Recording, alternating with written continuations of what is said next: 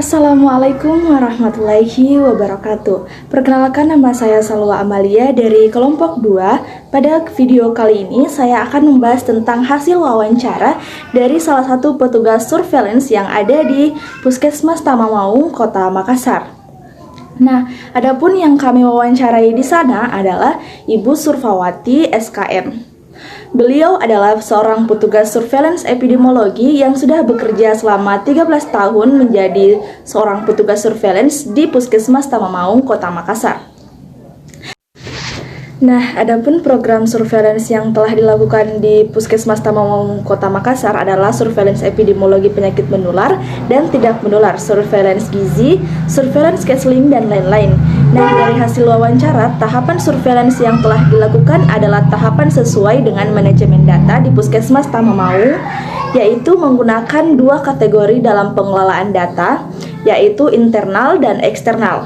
Kategori internal pengambilan data dari polis, sedangkan kategori dari eksternal pengambilan data dengan cara turun langsung kepada masyarakat atau masyarakat yang melaporkan untuk ditindaki dalam penanganan penyakit. Kemudian, data diolah secara terperinci dari segi manajemen data di Puskesmas Tamamaung menggunakan bentuk pola dalam melakukan evaluasi seperti bentuk lokakarya. Nah, adapun hal-hal yang dipersiapkan untuk menjadi seorang surveillance adalah seorang surveillance harus mampu memahami dan mengetahui konsep epidemiologi dalam melakukan surveillance di masyarakat, di mana kemampuan surveillance epidemiologi sangat penting dalam menganalisis data yang akurat untuk pengambilan kebijakan pakan penyakit ini bisa dibuat program atau rancangan usulan kerja atau tidak.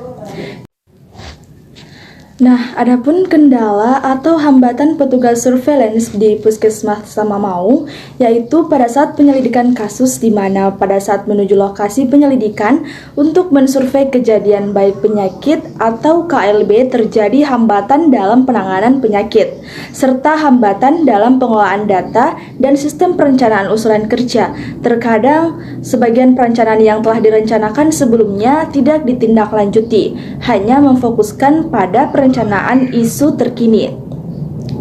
Nah, adapun waktu yang diperlukan selama melakukan program surveillance yaitu tergantung kasus dan penyakit tersebut, apakah dalam jangka waktu berminggu-minggu atau lebih, karena kadang ada kasus yang harus diteliti secara berkala atau berminggu.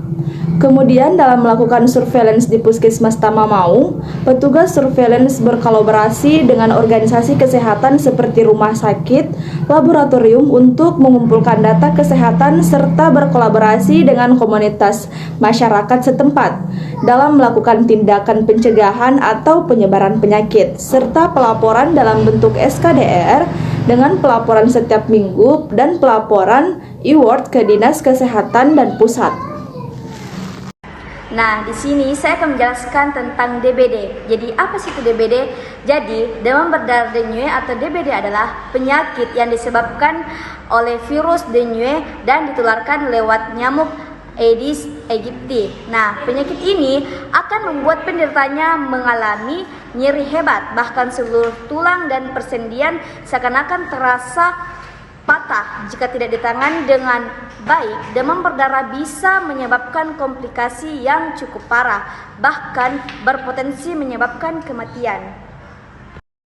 Nah, berdasarkan data surveillance penyakit menular DBD di Puskesmas Tamamaung, Kota Makassar, itu terdapat kasus dari tahun 2021 bulan Januari didapat kasus berdasarkan kategori umur. Yang terbanyak adalah usia 14 tahun sebanyak 1 kasus. Dari tahun 2021 bulan Februari, umur terbanyak adalah 27 tahun sampai 30 tahun sebanyak 2 kasus, dan umur terendah adalah 4 tahun sebanyak 3 kasus. Selanjutnya, bulan April, umur terbanyak adalah 23 tahun sampai dengan 54 tahun. Yaitu sebanyak 3 kasus dan umur 6 tahun. Selanjutnya, bulan Mei, umur terbanyak yaitu 1 tahun sampai dengan 16 tahun, sebanyak 9 kasus, dan umur tertinggi yaitu 20 tahun sampai dengan 60 tahun, sebanyak 6 kasus. Bulan Juni, umur terbanyak adalah 18 tahun sampai dengan 54 tahun, sebanyak 5 kasus. Dan umur terendah yaitu 4 tahun sampai dengan 11 tahun, sebanyak 4 kasus. Selanjutnya, pada bulan Juli, umur terbanyak yaitu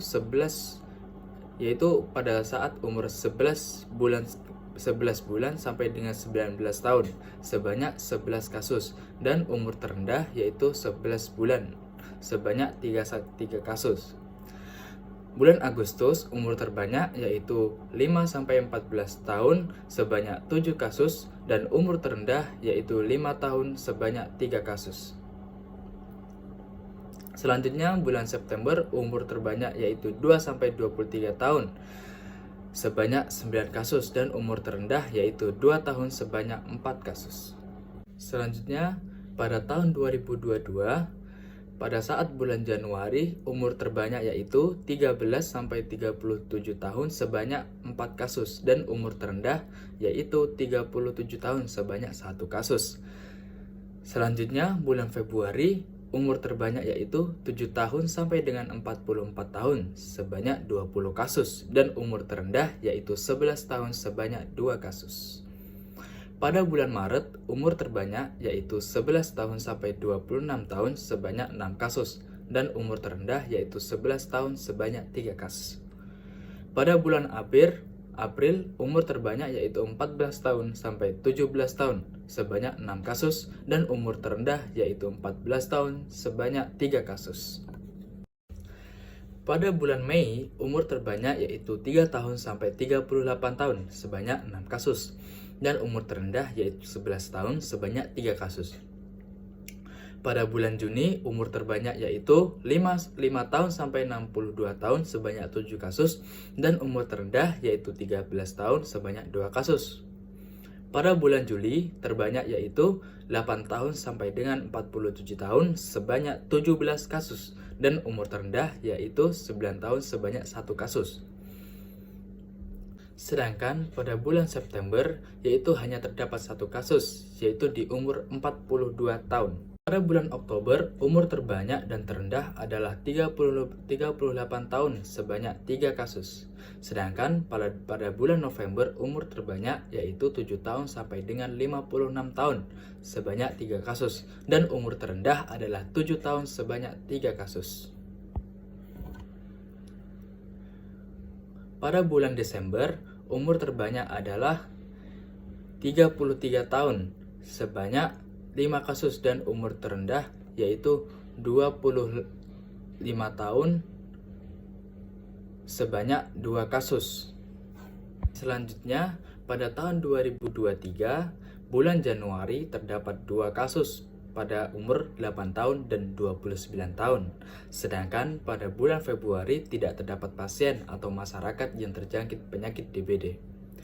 Pada bulan Maret terdapat 3 kasus, terbanyak umur 20 tahun dan 34 tahun. Dan terakhir yaitu umur 12 tahun. Sedangkan bulan April terdapat 2 kasus, yaitu umur 12 tahun dan umur 38 tahun.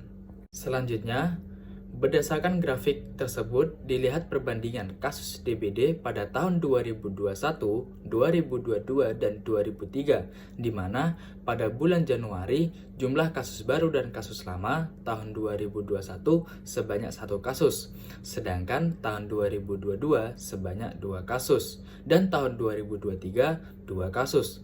Pada bulan Februari tahun 2021, terdapat 3 kasus, sama dengan tahun 2022, yaitu 3 kasus. Sedangkan tahun 2023, nihil, tidak ada peningkatan. Pada bulan Maret tahun 2021, terdapat 6 kasus. Sedangkan tahun 2022, terdapat 2 kasus.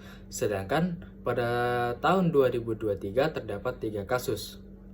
Pada bulan April tahun 2021, terdapat 4 kasus. Sedangkan tahun 2022 terdapat 2 kasus, dan sama 2023 terdapat 2 kasus. Pada bulan Mei tahun 2021 terdapat 15 kasus, sedangkan tahun 2022 terdapat 6 kasus. Pada bulan Juni tahun 2021 terdapat 9 kasus, sedangkan tahun 2022 terdapat 4 kasus. Pada bulan Juli tahun 2021 terdapat 4 kasus, sedangkan tahun 2022 terdapat 8 kasus. Pada bulan Agustus tahun 2021 terdapat 2 kasus, sedangkan tahun 2022 tidak ada peningkatan sama sekali. Sedangkan pada bulan September tahun 2021 terdapat 2 kasus dan tahun 2022 terdapat sama dengan tahun 2021 yaitu 2 kasus. Pada bulan Oktober tahun 2021 tidak ada penderita yang terdeteksi terjangkit sama sekali, sedangkan pada saat tahun 2022 terdapat 1 kasus. Sedangkan pada bulan November tahun 2021 terdapat 6 kasus. Sedangkan tahun 2022 terdapat 2 kasus. Terakhir, pada bulan Desember tahun 2021 terdapat 3 kasus dan tahun 2022 sama dengan tahun 2021 yaitu 3 kasus.